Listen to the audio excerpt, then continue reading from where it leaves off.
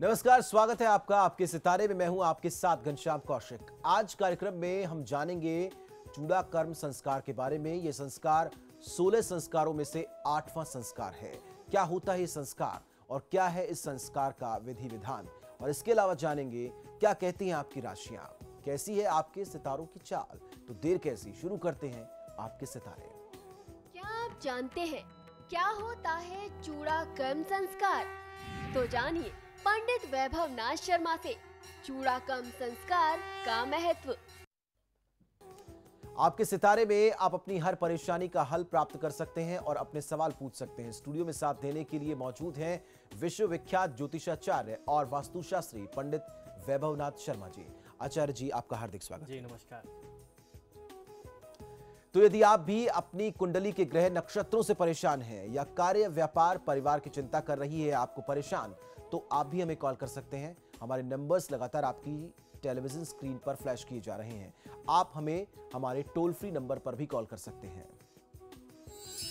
आप हमसे सीधी बात कर सकते हैं। हमारा टोल फ्री नंबर है 18001026 आप इस नंबर पर मुफ्त में कॉल करें। इसके अलावा आप हमें हमारे लैंडलाइन नंबर्स 0120464632 और 0120464632 पर भी कॉल करके हमसे सीधी बात कर सकते हैं। तो चलिए सबसे पहले आचार्य जी से जान लेते हैं आज का पंचांग। जी बिल्कुल, आज का पंचांग इस प्रकार है। विक्रम संवत 2071 मास चल रहा है ज्येष्ठ, और ज्येष्ठ मास के कृष्ण पक्ष की आज पंचमी तिथि है। सोमवार का दिन है। नक्षत्र है उत्तराषाढ़ा, योग है शुभ और करण है तैतिल। चलिए अब राशियों की तरफ बढ़ते हैं और सबसे पहले जानते हैं 12 राशियों फल में मेष राशि वाले जातकों का आज का दिन कैसा रहने वाला है।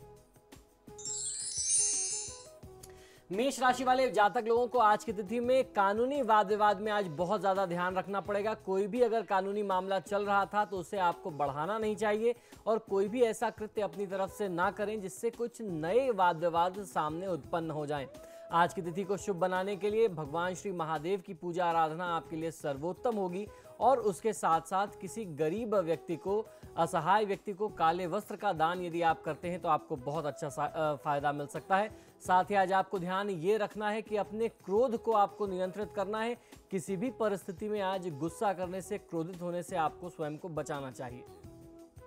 चलिए अब जान लेते हैं कि वृषभ राशि वालों का दिन कैसा रहेगा और दिन को शुभ बनाने के लिए क्या करें और क्या ना करें।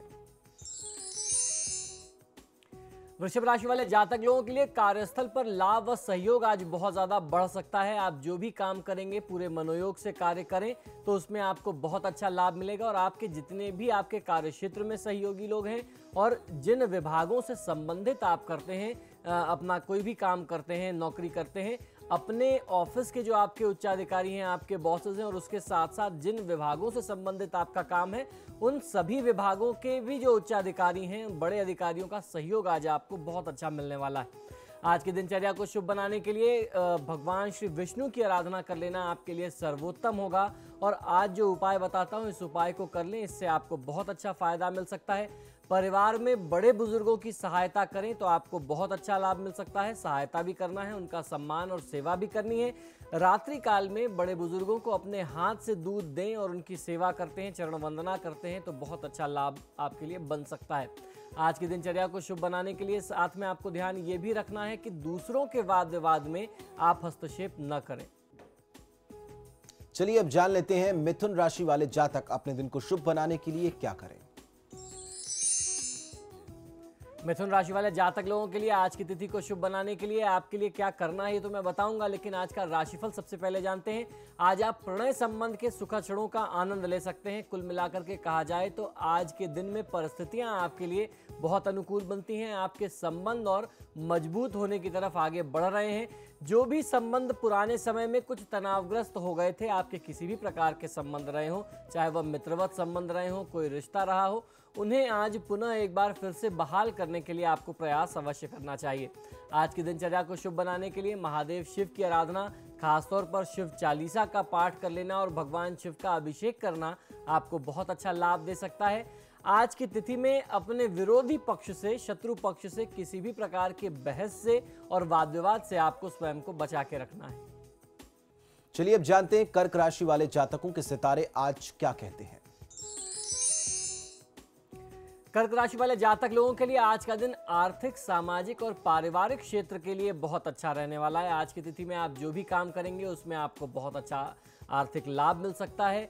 पारिवारिक दृष्टिकोण से आज का दिन आपके लिए बहुत शुभ और बहुत ज़्यादा महत्वपूर्ण रहने वाला है। परिवार की जो भी जिम्मेदारियां आपके ऊपर थी, आप उन जिम्मेदारियों को बहुत अच्छे तरीके से निर्वहन कर सकते हैं। आपका आज का दिन इस मामले में बहुत महत्वपूर्ण रहने वाला है। और जब आप पारिवारिक दायित्व की पूर्ति करते हैं, आपका आर्थिक पक्ष अच्छा होता है, तो निश्चित ही आपकी सामाजिक प्रतिष्ठा में भी वृद्धि होती है, सामाजिक मान सम्मान भी बढ़ता है। तो आज की तिथि में सामाजिक मान सम्मान प्राप्ति के भी संयोग बनते दिखाई देते हैं। आज के दिन को शुभ बनाने के लिए शनिदेव की पूजा आराधना आपके लिए सर्वोत्तम होगी और उसके साथ साथ शनि भार्या स्तोत्र का पाठ कर लेना आपके लिए सर्वोत्तम हो सकता है। आज की तिथि में आपको ध्यान ये रखना है कि जो भी महत्वपूर्ण कार्य आप करते हैं उस कार्य को करने में किसी भी प्रकार की जल्दीबाजी न दिखाएं। चलिए आगे बढ़ते हैं और जान लेते हैं सिंह राशि वाले अपने दिन को अच्छा व्यतीत करने के लिए क्या करें। सिंह राशि वाले जातक लोगों के लिए आज की तिथि में पारिवारिक जीवन सुख व शांति का वातावरण परिवार में स्थापित रहने वाला है। आज शांत दिमाग से, शांत चित्त से आप जो भी कार्य करेंगे उसमें आपको बहुत अच्छा लाभ मिल सकता है। अपने व्यापारिक विस्तार की योजना आप बना सकते हैं। यदि आप नौकरी पेशा व्यक्ति हैं तो नए नौकरी के प्रयास भी आप वर्तमान समय में कर सकते हैं। वर्तमान समय में किया गया किसी भी प्रकार का विस्तार का जो प्रयास है वो आपको बहुत अच्छा लाभ देकर के जा सकता है। आज की दिनचर्या को शुभ बनाने के लिए विष्णु सहस्त्रनाम का पाठ कर लेना आपके लिए विशेष लाभकारी सिद्ध होगा। आज संतान पक्ष पर क्रोध करने से आपको बचना चाहिए। यदि घर में छोटे बच्चे हैं तो उन पर बहुत ज्यादा गुस्सा ना दिखाएं। चलिए अब जान लेते हैं कन्या राशि वालों का आज का दिन कैसा रहने वाला है। कन्या राशि वाले जातक लोगों के लिए आज की तिथि में आपको मित्रों से लाभ होगा तथा यात्रा से और प्रवास करने की संभावना दिखाई देती है। यात्रा से भी आज आपको लाभ मिलने की स्थिति दिखाई देती है। यानी आज की तिथि में आपके मित्र आपके लिए बहुत ज़्यादा सहायक होंगे। अगर कहीं बाहर यात्रा का प्रसंग है तो उस यात्रा में आपको बहुत अच्छा फायदा मिल सकता है। और कहीं आप बाहर जाएं, वहां आपको 1 दिन 2 दिन रुकने की भी स्थिति आ सकती है, ओवरनाइट स्टे की भी स्थिति बन सकती है। और ये जो आप यात्रा करने वाले हैं पूर्णतः ये व्यापारिक यात्रा होगी और ये आपके पक्ष में रहने वाली है। आज की दिनचर्या को शुभ बनाने के लिए माँ लक्ष्मी की पूजा आराधना कर लेना, माँ लक्ष्मी को प्रसन्न करना आपके लिए सर्वोत्तम होगा। उसके साथ साथ यदि आप पुरुष सूक्त का पाठ करते हैं तो भगवान श्री विष्णु की भी कृपा आप पर बनेगी। आज आपको ध्यान ये रखना है कि घर में और अपने आसपास कोई भी धातु का जंग लगा हुआ धारदार सामान ना रखें, ना स्वयं अपने हाथों से अपने माध्यम से प्रयोग में लें। अब जान लेते हैं तुला राशि वाले जातक आज के दिन को शुभ बनाने के लिए क्या करें और क्या ना करें। तुला राशि वाले जातक लोगों के लिए आज की तिथि में प्रयास करने से आय के स्रोत बढ़ सकते हैं, ऐसा संयोग बनता दिखाई देता है। तो कुल ये बहुत अच्छी बात है। कुल मिलाकर के आज का दिन आपके साथ बनता दिखाई देता है। भाग्य की स्थिति आपके साथ बनती है। और सबसे बड़ी चीज़ ये है कि आप जितना ज़्यादा प्रयास करेंगे, जितनी मेहनत, जितना परिश्रम करेंगे, आय के स्रोत उतने ज़्यादा बढ़ा सकते हैं आप। तो आज की तिथि में आपको ज़्यादा से ज़्यादा प्रयास करना चाहिए कि आप सोर्स ऑफ इनकम को बढ़ाने पर ध्यान दें। आज के दिन को शुभ बनाने के लिए भगवान श्री गणेश की पूजा आराधना आपके लिए सर्वोत्तम होगी। और गणेश जी की पूजा गणेश अथर्वशीर्ष का पाठ करने के माध्यम से करते हैं तो भगवान श्री गजानन जो है वो बहुत तत्काल आपके ऊपर शीघ्र ही प्रसन्न हो जाएंगे। आज का दिन जो है वो बहुत ही शुभ और विशेष दिन है। तो मांसाहार के सेवन से, प्रयोग से आपको बचना चाहिए। चलिए अब जान लेते हैं वृश्चिक राशि वाले जातकों की राशि आज क्या कहती है। वृश्चिक राशि वाले जातक लोगों के लिए आज की तिथि में व्यापार में वृद्धि और लाभ मिलने के संकेत दिखाई देते हैं। वर्तमान समय में आप व्यापारिक प्रयास जो भी करेंगे उसमें आपको बहुत अच्छा लाभ और विकास प्राप्त होने वाला है। आपकी जो भी योजनाएं पहले काफ़ी समय से रुकी हुई थी, वर्तमान समय में आपको प्रयास करना चाहिए कि आप उन योजनाओं को पुनः एक बार क्रियान्वित कर सकें, उन पर पुनः एक बार ध्यान दे सकें, जिससे आपका लाभ और ज़्यादा बढ़ सकता है। आज की दिनचर्या को शुभ बनाने के लिए देवी दुर्गा की पूजा आराधना आपके लिए सर्वोत्तम रहने वाली है। ओम दुम दुर्गाय नमः मंत्र का 108 बार जाप आपको अवश्य आज की तिथि में कर लेना चाहिए। आज स्वयं को किसी भी वाद विवाद में, लड़ाई झगड़े में ना उलझाएं। अब जान लेते हैं धनु राशि वाले जातकों की राशि आज क्या कहती है। आज के दिन को शुभ बनाने के लिए वो क्या करें और क्या ना करें। धनु राशि वाले जातक लोगों को आज की तिथि में आपको स्वयं को वाद विवाद से, लड़ाई झगड़ों से दूर रखना चाहिए, दूर रहना चाहिए, अन्यथा कोई न्यायिक वाद विवाद, न्यायिक समस्या, विवाद बढ़ सकती है और आप उनमें घिर सकते हैं। तो आज का दिन जो है आपके लिए कोर्ट कचहरी के मामलों को लेकर के बहुत अच्छा दिन नहीं है। आपको इन सभी विवाद से दूर रहना चाहिए। खासतौर पर अगर कोई पुराना वाद विवाद चल रहा था तो आपको उनसे बचना चाहिए। और आज आपको अपनी तरफ से ऐसा कोई भी अवसर नहीं छोड़ना है जहां कोई लड़ाई झगड़ा हो जाए, कोई कोर्ट कचहरी के मामले बन सके आपके ऊपर। इस तरीके की कोई भी आप आशंका न छोड़ें।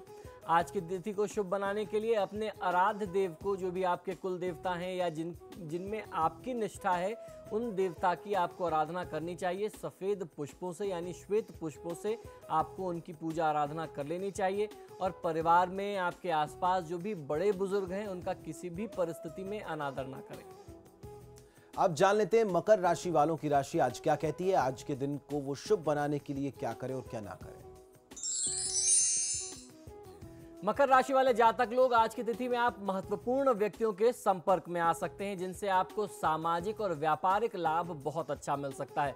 तो समाज का एक ऐसा वर्ग जिनका प्रभुत्व बहुत ज़्यादा है, आज ऐसे लोग आपको मिलेंगे। उनके कांटेक्ट से, उनके प्रभाव से आपको कुछ नए काम भी मिल सकते हैं, सफलता के नए अवसर भी मिल सकते हैं और आपके जो पुराने रुके हुए काम थे उन्हें भी पूरा करने का आज आपको एक अवसर मिल सकता है। तो आज आपको ऐसे लोगों का संग साथ जरूर रखना चाहिए। और आज की तिथि को शुभ बनाने के लिए देवी दुर्गा की आराधना करते रहें।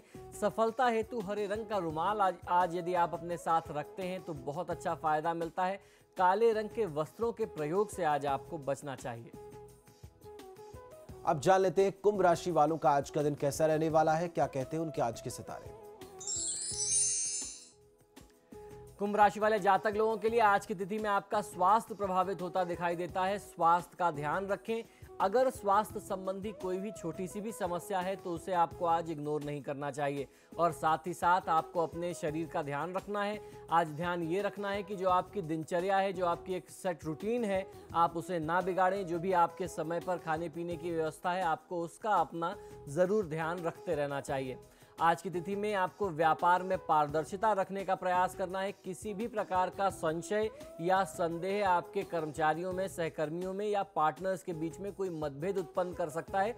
तो इस प्रकार के किसी भी मतभेद से बचें। जितनी ट्रांसपेरेंसी रखेंगे आपके लिए उतना अच्छा होगा। आज की तिथि को शुभ बनाने के लिए भगवान श्री हनुमान की पूजा आराधना आपके लिए सर्वोत्तम हो सकती है। आज आपको ध्यान ये भी रखना है कि आप दूसरों के मामलों में, दूसरों के काम में हस्तक्षेप न करें। किसी और के काम में इंटरफेयर करने से स्वयं को बचाइए। अब जान लेते हैं मीन राशि वाले आज क्या करें और क्या ना करें और कैसी है उनके सितारों की चाल। मीन राशि वाले जातक लोगों के लिए वित्तीय लाभ या वाहन सुख मिलने तथा विदेश प्रवास होने की संभावना दिखाई देती है। यदि आप बहुत समय से वाहन सुख प्राप्त करना चाहते थे, नई गाड़ी खरीदना चाहते थे, तो आज आप वह कर सकते हैं। बाहर से यानी अपने स्थान से बाहर का कोई काम काफ़ी समय से पेंडिंग पड़ा हुआ था, तो आज आप उस यात्रा को करके, बाहर कहीं ट्रैवल करके अपने उस काम को निपटा सकते हैं, पूर्ण कर सकते हैं, जिससे आपको लाभ मिलेगा। कुल मिलाकर के आज आपके लिए परिस्थितियां अच्छी बनती दिखाई देती हैं। आज के दिन को शुभ बनाने के लिए भगवान श्री राम की पूजा आराधना करने के साथ साथ मंगल चंद्रिका स्तोत्र का पाठ कर लेना आपको बहुत अच्छी सफलता दे सकता है। आज की तिथि में आपको भी ध्यान ये रखना है कि काले रंग के वस्त्रों के प्रयोग से आप स्वयं को बचा करके रखें। तो आपके सितारे में यहाँ एक छोटे से ब्रेक के लिए रुकेंगे। ब्रेक के उस पार महाउपाय।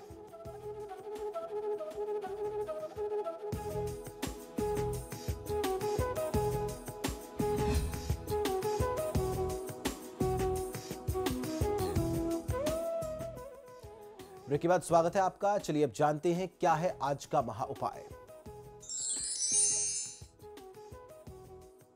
जी बिल्कुल, आज के महा उपाय में हम चर्चा करने वाले हैं चूड़ा कर्म संस्कार की। आइए जानते हैं क्या है चूड़ा कर्म संस्कार और इसका महत्व हमारे संस्कारों में या हमारे धर्म में, सनातन परंपरा में क्यों है।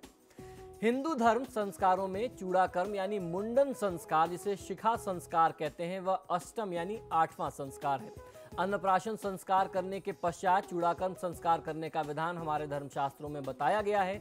यह संस्कार पहले या तीसरे वर्ष में कर लेना चाहिए, यानी बच्चे के पहले साल में या तीसरे साल में यह पूरा कर लेना चाहिए। इस संस्कार के पीछे शुचिता यानी शुद्धता और बौद्धिक विकास की परिकल्पना हमारे मनीषियों के मन में रही होगी।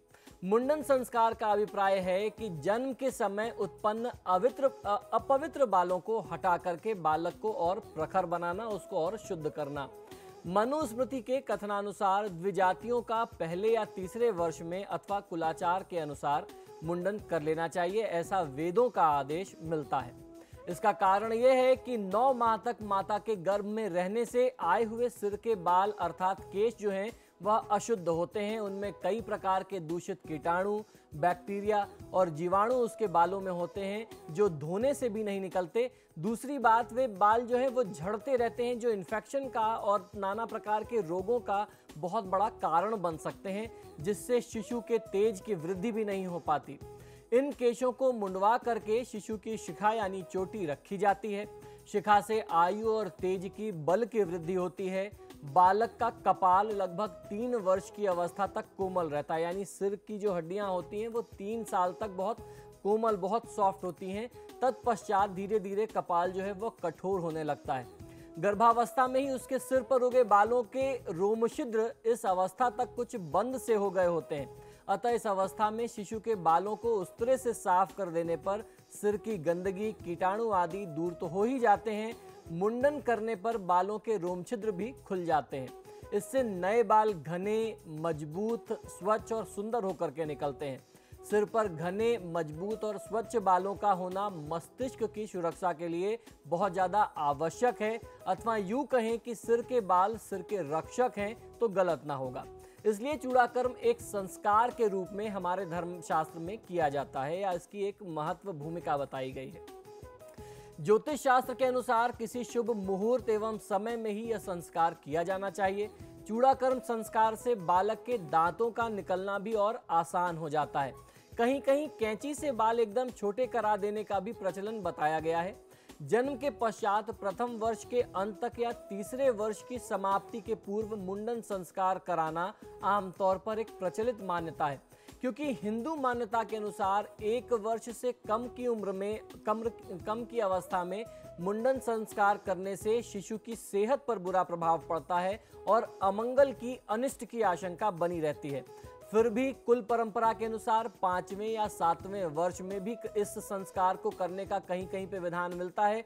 कुछ परिवारों में, कुछ कुलों में ऐसी मान्यता है कि 5वें या 7वें वर्ष में करते हैं, अगर 3 में ना कर पाए तो।